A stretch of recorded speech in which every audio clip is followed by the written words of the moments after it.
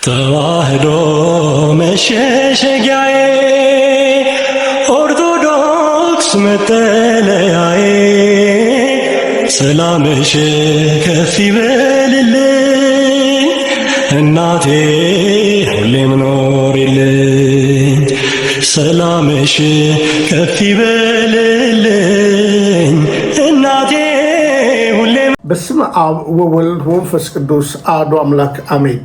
ሰላም ተወዳጆች እንደምን አላችሁ? እኔ የፍጥረት ሁሉ ባለቤት እግዚአብሔር ይመስገን በጣም ደህና ነኝ። ተወዳጆች እንዴት ናችሁ? እንግዲህ ትላንትና በሰራውላችሁ የምክክር ኮሚሽን ውይይት ላይ ከዛ በኋላም ሌሊቱንም የተለቀቁ አንዳንድ ቪዲዮዎችን እያየው ነው። ለምን ፕሬዚዳንቱ አልተገኙም? ለምን የቀደመችው ፕሬዚዳንትስ ለምን አልተገኘችም? ከዛ በፊት የነበረው ዶክተር አለሙ ብቻ ለምን ተገኙ? የሚል ነገሮችን ጭሬባችሁ ማለፍ እፈልጋለሁ። በዚህ ጉዳይ ላይ እንደምታውቁት ተፎካካሪ ፓርቲዎችም አልተገኙም። አንዳንድ የሚጠበቁ ሰዎችም አልተገኙም። ምክክር ወይስ ብሽሽቅ ወይንስ የታቀደ ሌላ ንጉሳዊ አስተዳደር ለሚለው እናንተ መልስ ትሰጣላችሁ። እኔ በዚህ የምክክር ኮሚሽን ውስጥ በእውነት ለመናገር የለፉ የደከሙ ሰዎች አሉም ብዬ አላምንም። ምክንያቱም 4 ዓመት ሙሉ ሲለፉ ምናምን ብላችሁ በህዝቡ አትቀልዱ፣ ጥሩ ነው። ምክንያቱም በመጀመሪያ ደረጃ አንድም ነገር አላየንም። ትላንት እንደተናገርኩት ከመጡት ውስጥ 3500 ከ4000 3500 የመጡበትን ዓላማ እንኳን አያውቁትም ብዬ ነው ኮንክሉዥን የሰራሁት ማለት ነው። አንዳንድ ጋዜጠኞችን ማናገር የነበረ አንዳንድ በሃይማኖት እና በዘረኝነት ነቀርሳ የተነደፉ የብልጽግና አለቅላቂዎች ናቸው በዚህ ጉዳይ ላይ አክት እያደረጉ ያሉት። ትግራይን በወክለው የሚናገሩት እንደገና ደግሞ በእውነት ለመናገር አሁን አንድ ደቡብ ኦሞን ወክላ የምትናገር ሴት አለች። እች የምታዩት ሴት በነገራችን ላይ ፓስተር ነች፣ ወንጌላዊ ነች። እና እዚህ ጋር ለማስመሰል የአብይ አለቅላቂዎች የቆመሩትና የሰበሰቡት አሰባሰብ ነው እንጂ የምክክር ኮሚሽን የሚባል የቁማር ደጋፊ እንደዚህ አይነት ጨዋታ ባይጫወት ጥሩ ነው።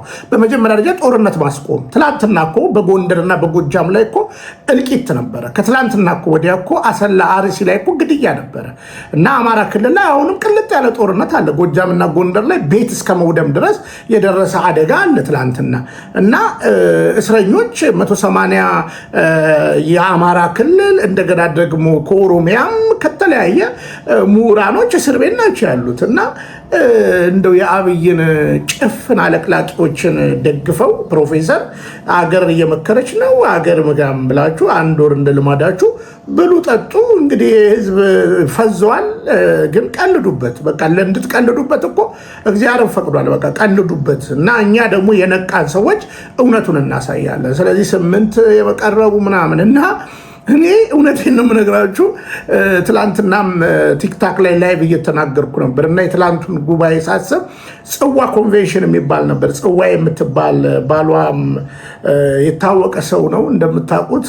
አንድ ጊዜ የሺጋ ብቻ ብለን የዛሬ 13 ዓመት ግድም ይመስለኛል ጎተራ ማሳለጫ ላይ የብሔር ብሔረሰብ አደባባይ ብለውት ነበር እና እዛ ላይ 12 ሜትር ድፎ ዳቦ አድርገን እንደገና 1000 ከተለያዩ ብሔር ብሔረሰቦች የተወከሉ ተጋቢዎች ብለን ያደረግነው ፕሮግራም አለ እና ያ ፕሮግራም ነው ትዝ ያለኝ የአብይን ዳግመኛ ሹመት ለማየት ልክ ጽዋዬ ያኔ እንዳዘጋጀችው በጎተራ እና እንደዚህ አይነት ሰዎች ናቸው የተሰበሰቡት እንጂ ሌላ አይደለም። ከዛ በተረፈ ግን እውነት ለመናገር አገር በህዝቧ ትወስናለች የሚባል ቁማር እየከረፋ መጥቶ አሁን ለዛውም በኢህአዴግ ዘመን እውነት ነገር ነጋሶች ጊዳዳ ለታሪክ እኮ መናገር ይችላሉ። እንደው ቀና ቢሉ ኖሮ ማለት ነው ጽሁፋቸው ይናገራል እና ቢያንስ የተወከሉ ሲወያዩ ነበረ። አሁን ግን እውነት ለመናገር የተወከሉ አሉ እንዴ?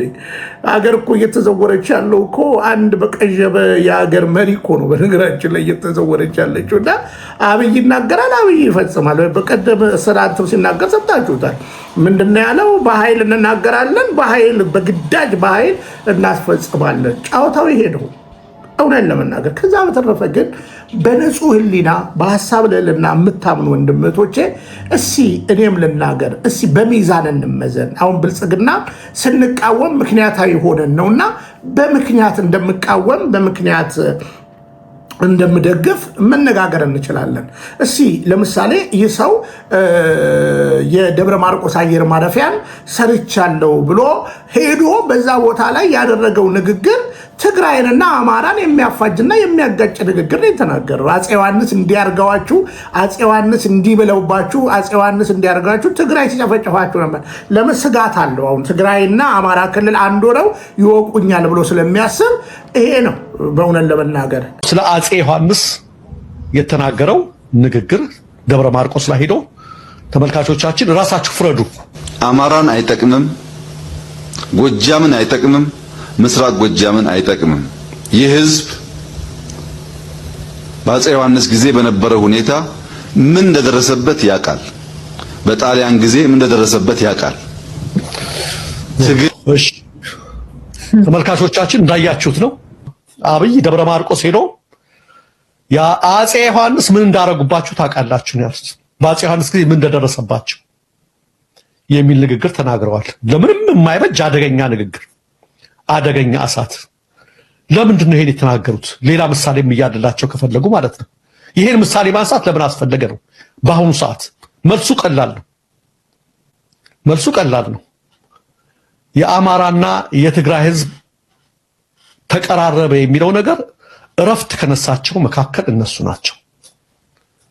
እና አብይ አህመድ ከፍተኛ አመራር በነበሩበት የኢንሳላፊ በነበሩበት በዘመነ ኢህአዴግ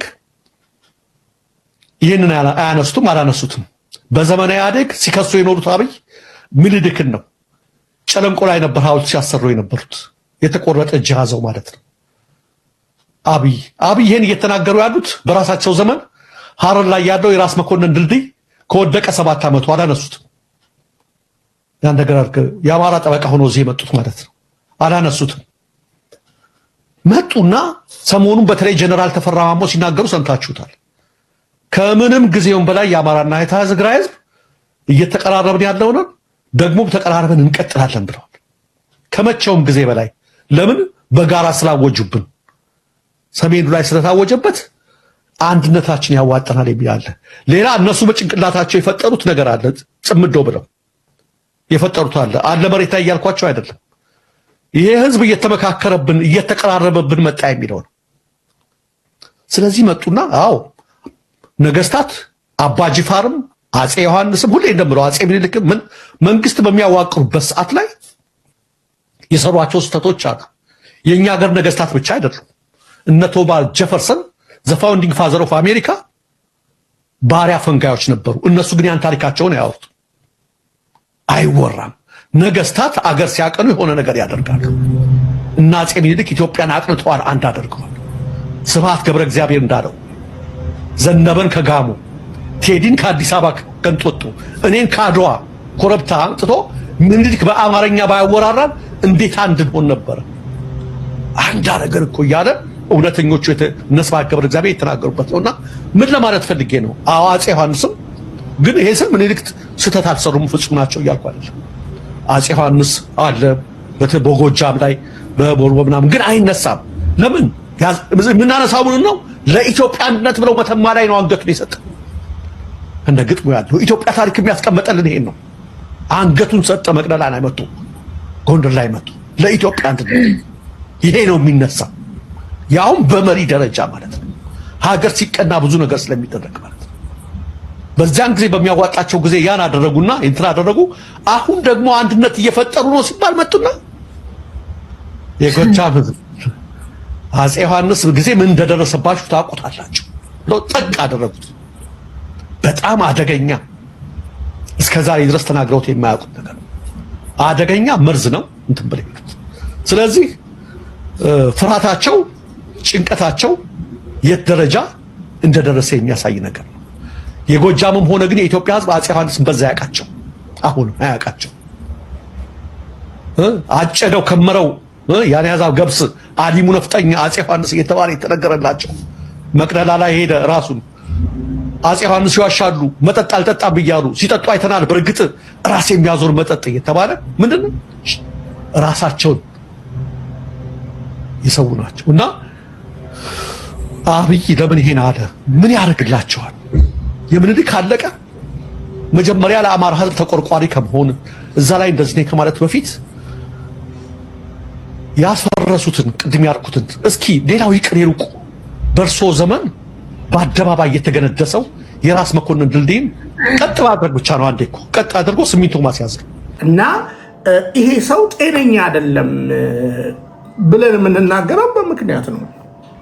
ትላንትናም በነበረው የዚህ የብሽሽቅ ሐሳብ ላይ ሲናገር የነበረው የጤነኛ ንግግር ነው ብላችሁ የምታስቡ ካላችሁ እንግዲህ እናንተ ራሱ ጤናችሁ መመርመር ነው የሚያስፈልገው። ስለሆነም ስንቃወም በምክንያት ነው፣ ስንደግፍ በምክንያት ነው። በነገራችን ላይ ብልጽግና አሁን ወደ ኢህአዴግ የሚወረውረው ምንም ነገር የለም ማለት ይወረውራል፣ ግን ጭብጡን የተማረ ሰው መመርመር ይችላል። እስኪ ዛሬ እንግዲህ አንድ ማነሳው ነገር አለ። እስኪ ወይዘሮ አዳነች በእውነት ለመናገር የእንትኗ ላይ ሰብስባቸው የአዲስ አበባ ተወካዮችን ሰብስባ በእሷ ቦታ ላይ እንግዲህ አዲስ አበባ ራሱን ይቻል አይደለ እና ተሰብስባ የምታወራውን ቃል በቃል ሲንስማ ቤት መሰረታዊ ፍላጎትና አንገብጋቢ የህዝብ ጥያቄ መሆኑን በመረዳት ባለፉት 5 ዓመታት 496971 ቤቶች የተገነቡ ሲሆን 26563 የመንግስት ቤቶች ለልማት ተነሺዎች ያስተላለፍን ሲሆን ከ98000 በላይ የጋራ መኖሪያ ቤቶችን ደግሞ በእጣ ለቆጣቢዎች ማስተላለፍ ችለናል። በበጀት ዓመቱም በተለያዩ የቤት ግንባታ አማራጮች ሞዳሊቲዎች እሺ የተገነቡት 400 ምናምን ሺህ አከፋፈልን ያለችው 26000 ለመልሶ ማልማት ለሚገባቸው አለች። 98000 ደግሞ በዕጣ አከፋፈልን። 98 ሲደመር 26 እኩል ይሆናል 124000። ታዲያ 300 ምናምን ሺዎቹ ካሉ ለማን ተሰጡ? እኛ ይኸውልሽ አንቺ ከገጠር ሳትመጪ አዲስ አበባ ነበረን አዱዬ። በራሱ እኮ ክላሽ የሚያደርግ ንግግር ነው የምትናገሪው። እኔ አይደለሁም የተናገርኩት፣ አንቺው እኮ ነሽ የተናገርሽው። ያው እንደገና እንስማት፣ ያው እንደገና እንስማት። ፍላጎትና አንገብጋቢ የህዝብ ጥያቄ መሆኑን በመረዳት ባለፉት 5 ዓመታት 496971 ቤቶች የተገነቡ ሲሆን 26563 የመንግስት ቤቶች ለልማት ተነሺዎች ያስተላለፍን ሲሆን ከ98000 በላይ የጋራ መኖሪያ ቤቶችን ደግሞ በዕጣ ለቆጣቢዎች ማስተላለፍ ችለናል። በመሰረቱ አቶ ተሾመ የወይዘሮ አዳነች ባለቤት ታዋቂ የሂሳብ ባለሙያ ነው። መርካቶ እንግዲህ በኋላ መጣበታለሁ። አዳነች የምታተራምሳችሁ የመርካቶ ነጋዴዎች ሂሳባችሁን ሲረዳችሁም የነበረው በመንግስትም በግለሰብም ደረጃ የሂሳብ አዋቂ ተብሎ የሚነገር በእምነቱም ደግሞ ፕሮቴስታንት የሆነ ደግሞም አሁን በእውነት ለመናገር ጀሙን አልፋችሁ ያለ ቦታ ሲኖር የነበረ በአሁኑ ሰዓት አሜሪካ ቤት ተገዝቶላቸው ከልጆቹ ጋር ማለት ያው 2 አንድ ወንድና 1 ሴት ከሷ ወልደዋል። እንደገና ደግሞ አንድ ልጅ ደግሞ እንደምታውቁት በማደጎ የዛሬ 5 ዓመት በፍርድ ቤት አዱ ተቀብላ 3 ልጅ ይዞ እንግዲህ ሕፃኑን ባላቅም 2ቱን ይዞ አሜሪካ ሀገር ቤት ተገዝቶለት የሚኖር ድልቅቅ ያለ ያው አዱ ስለሚያማትም ለሕክምናም ስትሄድ ምናምንና እና ምን ልላችሁ ነው ቢያንስ እንኳን ሂሳብ እንዴት ከባለሽ እንዴት አልተማርሽም? አዱ እንዴት ከባለቤትሽ እንኳን እሺ 26 ሲደመር 98 እኩል ይሆናል 124000 ተሰሩ የተባሉት ግን ስንት ናቸው? 300 400 ምናምን ሺህ ያልሽን 400 ምናምን ሺህ ብለሽን ከዛ በኋላ ያከፋፈልሽ 120 ሌላው ማንበላው ኬኛ እቺ ደግሞ 49 ማዞሪያ እያንዳንዱ የታሪኩ ቅር እንትን ይላል እና ደጋፊያችሁ ኬኛ ደጋፊያችሁ አሁን ለዛም ከኬኛ አልፋችሁ ደጋፊ ብቻ ይብላ ብላችሁ እንደዛ ነው። እሺ ወደ ሌላው እንምጣው ነው እንቀጥል። ከቃሏ ደግሞ ስህተት የምናወጣው የቤት ግንባታ አማራጮች ሞዳሊቲዎች በመንግስት በሪል ስቴት አልሚዎች፣ በግል አልሚዎች፣ በህብረት ስራ ማህበራትና በበጎ ፈቃደኞች በድምሩ 179516 ቤቶች ግንባታቸው እየተፋጠነ ይገኛል። ከነዚህ ውስጥ በመንግስት በጀት ብቻ የተገነቡ ቤቶች 50305 ሲሆኑ እየተገነቡ ያሉ ቤቶች 50305 ሲሆኑ አፈጻጸማቸው ከ40 እጅ በላይ ደርሷል።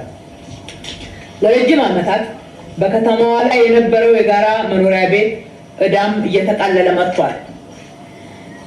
ከቤት አስተዳደር አንጻር የአከራይ ተከራይ ውል ምዝገባ ቁጥጥር ስርዓት የመጀመሪያው ምዕራፍ የተጠናቀቀ ሲሆን ሁለተኛው ምዕራፍ ተጠንቶ ጸድቆ ወደ ተግባር እንዲገባ ተደርጓል። ይህንኑ ለመተግበር ለነባር 500,000 በላይ ለሚሆኑ አከራይና ተከራይ ውል ለማደስ እንዲሁም አዲስ የአከራይና ተከራይ ውል ምዝገባ ለማድረግ ቅድመ ዝግጅት በመፈጸም ወደ ተግባር ገብተናል። ለረጅም ዓመታት በከተማዋ ላይ ተከማችቶ የነበረው የባንክ ብድር ዕዳ ከነወለዱ ከ90 ቢሊዮን ብር በላይ ደርሶ የነበረ ሲሆን 62 ቢሊዮን ብር መክፈል ችለናል። በከተማችንም ባለፈው ዓመት የተበደርነውን የቦንድ ብድር ከመመለስ አንጻር 3.2 ቢሊዮን ብር መልሰናል። በጥቅሉ እስካሁን ድረስ ያሉት ዕዳዎች ተከፍለው 37 ቢሊዮን ቀሪ ዕዳ አለብን። ከነዚህ ውስጥ በዚህ የለውጥ ዘመን ከባንክ የወሰድነው ብድር 5 ቢሊዮን ብቻ ሲሆን ባለፉት 27 ዓመታት ውስጥ ከተገነቡት ቤቶች ቁጥር አንጻር ሲታይ በብዙ አብላጫ በራሳችን በጀትና በበጎ ፈቃደኞች መገንባት ችለናል።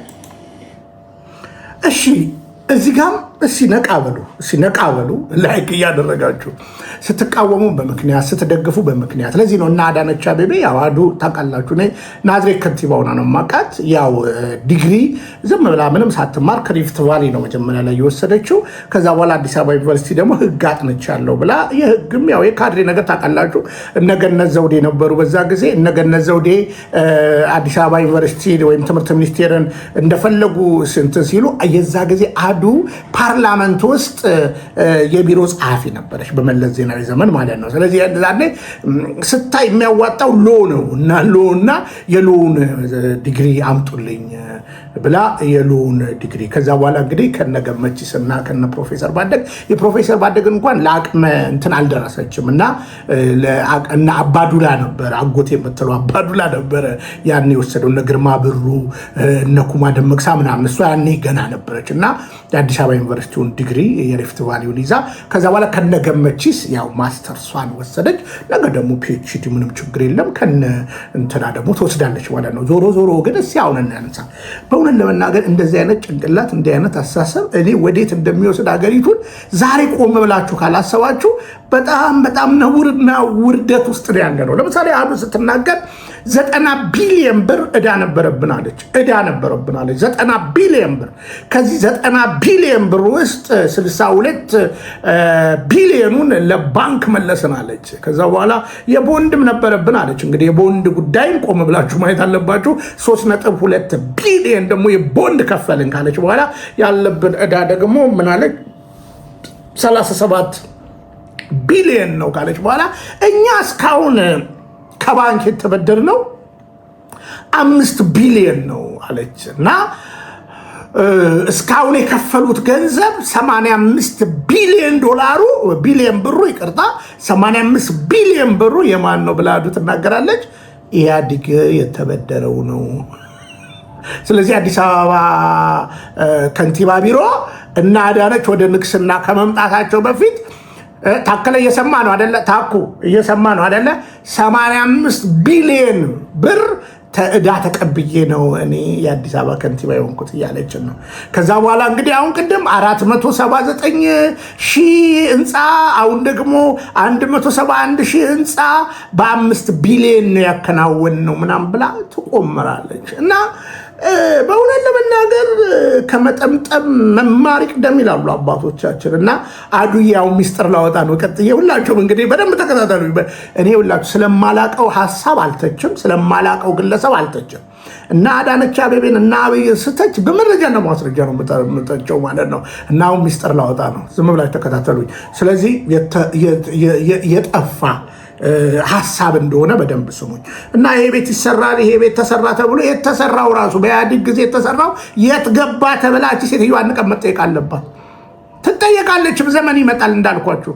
አሜሪካ በተንደላቀቀ ቤት ልጆቿንና ባለቤቷን መውሰዷ ብቻ አይደለም፣ እሷም አውቃለሁ። እኔ በጣም ነው የምዳራላት፣ ከልቤ ነው ደግሞ የማዝንላት። እውነት ለመናገር ያው የጭንቅላት ችግር ስላለባት ታሳዝነኛለች። እግዚአብሔር ፍቶኛል። እንግዲህ ማን ነገር እንዳትይኝ፣ የሮብ ጸሎቱ ላይ ታውቁኛላችሁ። እሺ እንቀጥል። የከተማ መዋቅራዊ ፕላን ማክበር ማስከበርና የመተግበር ስራዎች። ተከበሩ አፈ ጉባኤ፣ የተከበራችሁ የምክር ቤት አባላት፣ እየሰማን ባለፉት 5 ዓመታት መዋቅራዊ ፕላኑን የሚጣረዙ በተለይም ከተማዋን ለጎርፍ አደጋ እኔ አሁን ይሄ ሁሉ ህዝብ አሁን እዚህ ጋር የምታዩቸው እንደው ግን ፊደል የቀመሰ የለም። እኔ አሁን አንዳንድ የማውቃቸው ሰዎች ናቸው ያላችሁት። ቀጥዬም እነ ኢንጂነር ይወዳርና እነ ዶክተር ሆናለች። ከየት አመጣሽው ዶክትሬቱን ብያታለሁ የዛን የምርጫው ጊዜ። አሁን ፊት ለፊት ስለምናገር ይወዱኛል እና እያየዋቸውን አንዳንዶቹን እና ግን በቃ እናንተም የጨደዳ እውቀት ነው ማለት ነው ያላችሁ። እቺ ሴትዮ እንደዚህ ስታወራ እንደው እኔ ብቻ እኔ ለእናንተ አፈርኩ። አቤት የታሪክ ተወቃሽ መሆን። እስቲ እንቀጥላሉ። የቀጥይ ባለፉት 5 ዓመታት መዋቅራዊ ፕላኑን የሚጣረዙ በተለይም ከተማዋን ለጎርፍ አደጋ እየዳረገ የመጣውን አሁን አዳነች አቤቤ ስለ ጎርፍ ታወሪያለሽ? አዲስ አበባ እንዲህ በጎርፍ 14 ቦታ በጎርፍ እንደተጥለቀለቀች እየተነገረ ይሄንን አጥልቻለሁ ብለሽ ትናገሪያለሽ? እንደ በሞራል እንኳን አይጎዳም? ጠዋት አንቺ እንኳን ወደ ቢሮ ስትመጪ በጎርፍ ተይዘሽ ነው የመጣሽው። እኔ አዝናለሁ። እናንተ ብሉ። አንድ ደህና ሰው እዚህ ጋር ይቼ ነበር። እሳቸውን ለጎማቸው እዚህ ጋር እያየኋቸው ነው። አንድ ደህና ሰው ነበሩ። ሌላው እንኳን ነው ሆዳም ነው። እና እሺ ቀጥይ። አሁን ከዛ አንድ ወዳጄን ላሳያችሁ ነው። ግንባታ ከመሬት አጠቃቀም ውጭ የተሰሩ ተግባራትና ግንባታዎችን የማረም ስራዎች ተሰርተዋል። 11273 ቦታዎችን የሚሸፍኑ አካባቢ ልማት ጥናቶችም ተጠንተዋል። 9949 ከተለያዩ አካላት የቀረቡ የመሰረተ ልማት ዲዛይኖች፣ የውስጥ ለውስጥ መንገድ ጥያቄዎች፣ የፕላን ማብራሪያ ጥያቄዎች እና ማሻሻያዎች እንዲሁም 41 ዲዛይኖችንም በተጨማሪነት በመገምገም በማጽደቅም የመዋቅራዊ ፕላኑን የማክበርና የማስከበር ስራ ተከናውኗል። ለ11ኛው መዋቅራዊ ፕላን ዝግጅት ቅድመ ዝግጅት ስራዎች 50% ላይ የደረሰ ሲሆን የፕሮጀክት ጽሕፈት ቤት ተቋቁሟል፣ ደንብ ጸድቋል። የአደረጃጀት ጥናትና የአየር በረራ የተለያዩ መረጃዎችን የማደራጀትና 10ኛው መዋቅራዊ ፕላን ፋይዳ ግምገማ 50 እጅ ተከናውኗል። መዋቅራዊ ፕላንን ለማስፈጸም የሚረዱ 10 ዲዛይኖች የተገመገሙ ሲሆን 1912 ሄክታር መሬትን የሚሸፍኑ አካባቢ ልማት ጥናቶችም ተዘጋጅተው ጸድቀው ተግባራዊ እንዲሆኑ እየተደረገ ነው። የግንባታ ፈቃድ ቁጥጥርና የስታንዳርዳይዜሽን ያዝ እንግዲህ እዚህ ጋር እቺ የምታዩት ኢንጂነር ይወዳር ገበየሁ ለሽ ብላ ተይታለች። እኛ ብድምር ማቃት እና እሷ ቤት አዱ ሮብ ጸሎት አላት እና እውነቴን ነው የምነግራችሁ የፍራሽ አዳሽ ቀንደኛ ደጋፊ ነች እና ታድሱ ቢባል ለኦርቶዶክስ ጠል ነች። በነገራችን ላይ ገብርኤል አካባቢ ነው የምትኖረው እና እኔ የምርጫው ጊዜ ኢንጂነር ይወዳር ገበየሁ እና ኢንጂነር ይወዳር ገበየሁ በነገራችን ላይ በኢህአዲግም ዘመን ኮንስትራክሽን ነው የምትሰራው። ያው ታውቋታላችሁ። ከኢህአዲግ ጋር ቢሊየን ብር ቤቷ ሁሉ አራጅ ወጥቷል። በነገራችን ላይ ሴት ቤቷ ሁሉ አራጅ ወጥቶ በጣም ከባባድ ነገር ህይወቷ ተመሰቃቅሎ ቸርችም እንደዛው ነው የምታምሰው። አገርንም አሁን ያኔ ምን ታደርግ ነበረ? እኔ ያው ፊት ለፊት ነው የምናገረው እና ታቀኛለች፣ ፊትም አልሰጣትም። ድሮ የሚገርማችሁ ነገር ድግስ ትደግስና የሆነ ጨረታ ከኢህአዴግ ለመውሰድ ስትፈልግ ቅዳሜ የመንግስት ባለስልጣን ውስኪ ስታስረጭ ቁርጥ ስታበላ ትቆያለች። እሑድ ዕለት ደግሞ የፕሮቴስታንት የአሴምብልስ ኦፍ ጋድ ቸርች ታውቃላችሁ እና የሙሉ ወንጌል የናዱ ሰብስባ ደግሞ ውስኪውን ትጠራርገውና ታጠፋውና የተራረፈውን የሆነች ደግሞ በሬ ምናምን አለ አይደለ ግማሽ በሬ ምናምን ለቀበሳ አድርጋ እንደገና ትደግሳለች። ቁማርተኛ ሴት ነች። በነገራችን ላይ ኢንጂነር ዮብዳር ገበየሁ ትባላለች። የአዳነች አቤቤ ዋና እንትን ነች ባይደዌ ማለት ነው። እና ነቢያቶች ይዛ እየመጣች ፕሮፌሰር የምታለ ለሽ ብላለች አዳነች ስትናገር። ይኸውን ያደለውም ይኸው ኢንጂነር ዮብዳር ገበየሁ በደንብ ነው የምንተዋወቀው። ህልማየሁ ብላ እኔን ራሱ ስትበጠብጠኝ ነበር። እኔ ደግሞ ልክልካቸውን ነበር የምነግራቸው። አሁን እናንተ ዛሬ ጀመርኩ ነው ይመስላችሁ። እቺ ሴት ይኸውላችሁ ለሽ ብላለች ስላችሁ ሴትየዋ ሪፖርት ስታቀርብ እሷ የለችም። እና የምርጫው ጊዜ አገኘዋት እና እንደምታውቁት እዛ ብስራተ ገብርኤል ጋር ተፎካካሪ ውስጥ ከኢህአዴግ ከብልጽግና ተወዳዳሪ ኢንጂነር ዶክተር ዮብዳር ገበየሁ ትባላለች እና ሲያምራት ኦሮሞ ነኝ ትላለች፣ ሲያምራት ጎጃሜ ነኝ ትላለች። እና የሚገርማችሁ ጠየኳት፣ ከየት አመጣሽው ዶክተርነቱን አልኳት። ያው ለምርጫው ነው አብይ ደጎስ አርጉና ስም ይዛችሁ ቅረቡ፣ እኛ ደግሞ ኢንጂነር ከሆነን ደግሞ ዶክተር ብንባልም ብዙም አይደለም ብላኛለች። እና አሁን ይኸውላችሁ ከአዱዬ ሪፖርት ስታቀርብ ለሽ ብላለች አሉ ኢንጂነር ዮብዳር። እና እንግዲህ የዚች ሴት ባለጠግነት በነገራችን ላይ አለባበሳቸው ራሱ አንድ አይነት ነው። ያቺ በጥቁር ለብሳለች፣ እችኛዋ ደግሞ በሰማያዊ ለብሳለች። እንትን ጨሌያቸውም ራሱ ምናምን እና ለሽ ብላለች። ለማንኛውም ስንቃወም በምክንያት ነው፣ ስንደግፍ በምክንያት ነው።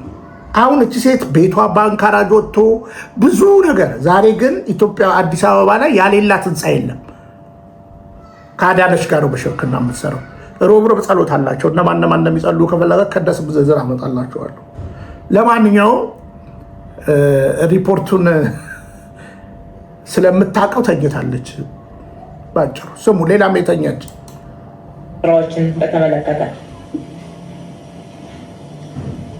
ለሽ የተከበሩ አፈ ጉባኤ፣ የተከበራችሁ የምክር ቤት አባላት፣ በመዲናችን የሚገነቡ ግንባታዎች የመዲናዋን ትልቅነትና የአህጉር እና የዓለም አቀፍ ሚናዋን ለማንኛውም አዳነች ይህ ወሬ ነው የምታወራው። ባይደዌ ቀጥለንም እዚሁ ጋር እናሳያችኋለን። አንድ ደግሞ የተኛች ተኝቷል፣ ህዝቡ እያፋሸከ እየተኛ ነው ማለት ነው። እና ግን የሀገር ጉዳይ የአዲስ አበባ ጉዳይ ነው እንትን የሚለው እና እንደምታውቁት ነው አዳነች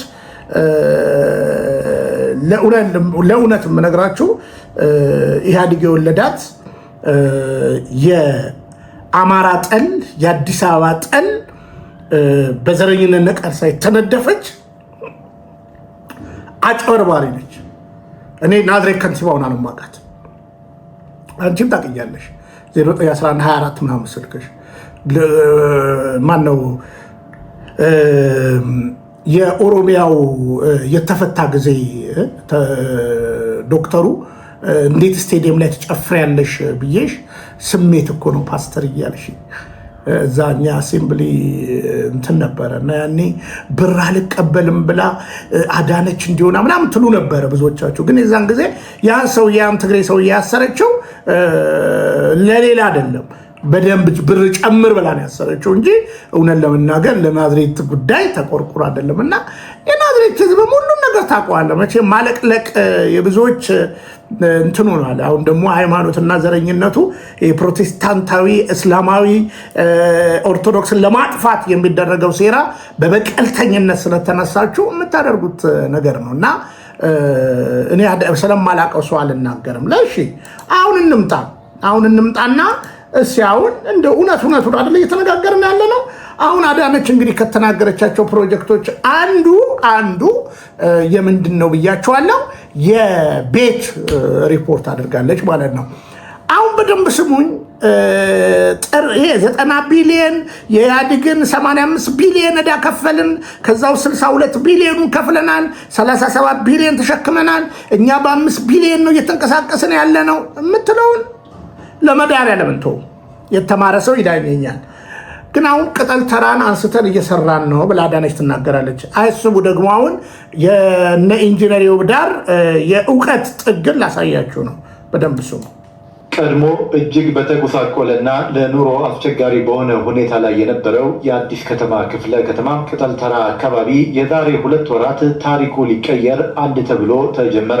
የቅጠል ተራ አካባቢ ነዋሪዎችን ወደ ተሻለ የኑሮ ደረጃ ለማሸጋገር የተጀመረው የመኖሪያ ቤት ግንባታ ታዲያ ከ2 ወራት ባነሰ ዕድሜ ግንባታው ተፋጥኖ አብዛኛዎቹ ህንፃዎች ወደ ማጠናቀቂያ ምዕራፍ እየተሸጋገሩ ይገኛሉ። የግንባታውን የስራ ሂደት በቦታው ተገኝተው የገመገሙት ከንቲባ አዳነች አቤቤ የግንባታ ሂደቱ በመልካም አፈጻጸም ላይ ይገኛል ብለዋል። ዛሬ እንግዲህ የቅጠል ተራ የመኖሪያ ቤቶች ግንባታ የደረሰበትን ስራ ገምግመናል። እጅግ በጣም አስደናቂ በሆነ ሁኔታ የዛሬ 2 ወር የተጀመረው ወደ 9ኛው ወለል ላይ ደርሷል። አጠቃላይ በወቅቱ የተጀመሩት በዚህ ፍጥነትና እጅግ በጣም አስደናቂ በሆነ ሁኔታ ወደ የፊኒሺንግ ስራ እያለፉ ነው ያሉት። ቦታቸው ሳይጸዳላቸው ትንሽ የዘገየባቸው ደግሞ እነሱም እንዲሁ በጥሩ ብርታት ወደ 4ኛ ወደ 5ኛ እንደዚህ ደርሰዋል። ስራው በጣም በጥሩ ሁኔታ እየሄደልን ስለሆነ ካስጀመርን በኋላ በመሀሉ ደግሞ ገምግመን አዳዲስ ህንፃዎች ወደ 3 ህንፃዎች እንዲጨመሩ አድርገናል። ሰፈሩ እጅግ በጣም ማራኪ። አሁን ሆን ብዬ ነው ይህን ቪዲዮ እንደዚህ ያመጣሁት ማለት ነው። ሆን ብዬ ነው ያመጣሁት። መንገዱ ተጠርጓል። ግንባታው ተጀምሯል። ባይ ዘ ዌይ አንድ ጥያቄ ጠይቃችሁ፣ እውነት የኮንስትራክሽን ህግ የምታውቁ በፈለጋችሁ ማድረቂያ ተጠቀሙ። 9 ወለል ከፉቲንግ ጀምሮ 9 ወለል ወይም 9 ስላቭ በ2 ወር መሙላት ይቻላል። ባይ ዘ ዌይ ይሄን ቦታ ወደድክም ጠላም የቅጠል ነጋዴ ህዝብ የምታገኘው ጥቂት ነው። የተነሱት ምናልባት 100 ከሆኑ 1000 ሰው 1000 ይሆናል። ከዛ በኋላ 900 ለአዳነች ወዳጆች ነው የሚሰጠው። አዲስ አበባ ቴዲ እንዳለው ነው። ግን አሁን እንዳኝ ማድረቂያም ተጠቀሙ።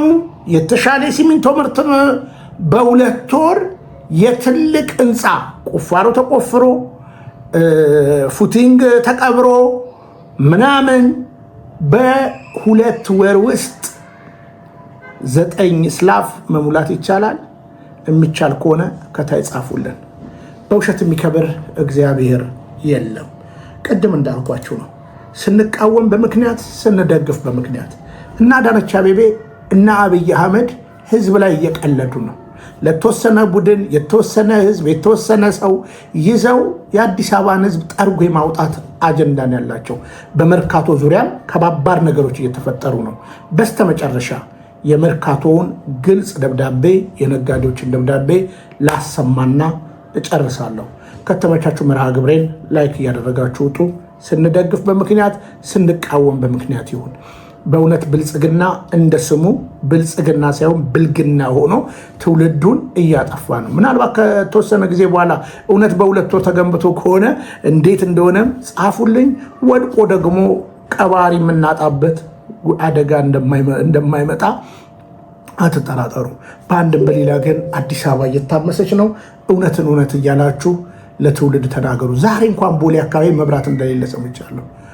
በጣም እና አንዳንዶቻችሁ በልተናል፣ ጠጥተናል፣ ተሳክቶልናል፣ በጣም ለምልመናል ያላችሁ ቱሪናፋ የምትነፉ ሰዎች ለእውነት ቁሙ መልእክቴ ነው። አብይ አዳነች አቤቤ ብልጽግና ከአጠገብ ካሉ ያጣላል፣ ከጎረቤቶች ያጣሏል፣ ምናምን ያጣላል። የጸብ ያለሽ ማን ነው ብትሉኝ ብልጽግና። እንግዲህ በሌላ ምራ ግብር እንገናኛለን። ሀሳብ ካለ ጻፉልኝ። ሰላም።